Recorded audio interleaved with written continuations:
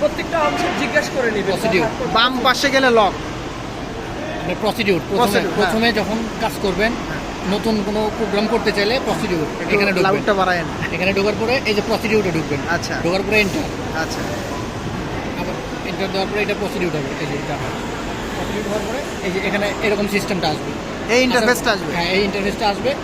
আমি ম্যানুয়ালি একটা প্রোগ্রাম করব। হ্যাঁ ম্যানুয়ালি এখন আপনার এই জায়গায় আপনি কোথা থেকে স্টার্ট পয়েন্টে যাইতে হবে। হ্যাঁ আপনি এখানে আপনার এখানে স্টার্ট পয়েন্ট, এখানে যাওয়ার পরে এন্টার দেবেন।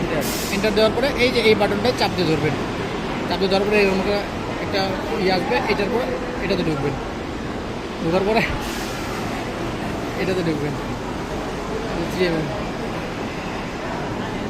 এখন আপনি যেখান থেকে খুশি সেখানে করতে হবে।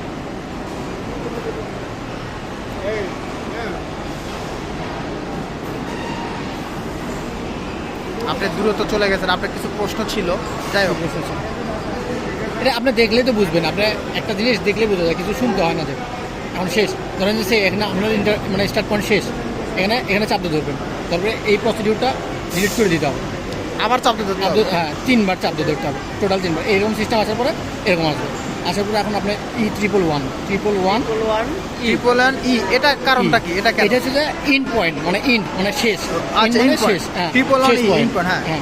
তারপরে এখন আপনার কি এটা সেভ করবেন। হ্যাঁ সেভ করার আচ্ছা, 111 দেওয়ার পরে ইন্টার দিতে হবে। 111 দেওয়ার পরে একাই কাজ নেবে, ইন্টার দিতে হবে না। ওকে ওকে ওকে। এখন এটা সেভ করুন, মেশিনে সেভ করবেন। সেভ করতে গেলে আপনার যে কোনো নাম্বার, আপনার যে কোনো নাম্বার, ধরেন 56 নাম্বার, এটাই আপনি করবেন। এসটা সাকসেসফুল, এন্টার, ওকে, ডান। কিন্তু আরেকটা এখন আমি স্টিচ করবো, তারপরে যান। স্টিচ করবেন। তারপরে হচ্ছে যে এখন আপনি এই যে এখানে আসলে আসার পরে যে সিলাই দেবেন। এই যে বাম পাশে চাপ দেওয়ার পরে ডান পাশে চাপ দেবেন। আর এই প্রোগ্রামগুলো দেখবো কিভাবে? প্রোগ্রামগুলো একটু প্রোগ্রামগুলো ঢুকবেন। এই যে সেম এইটাতে প্রসিডিউরের নিচে এই যে ফাইল, এই ফাইলে এই যে কোনো ওকে ওকে।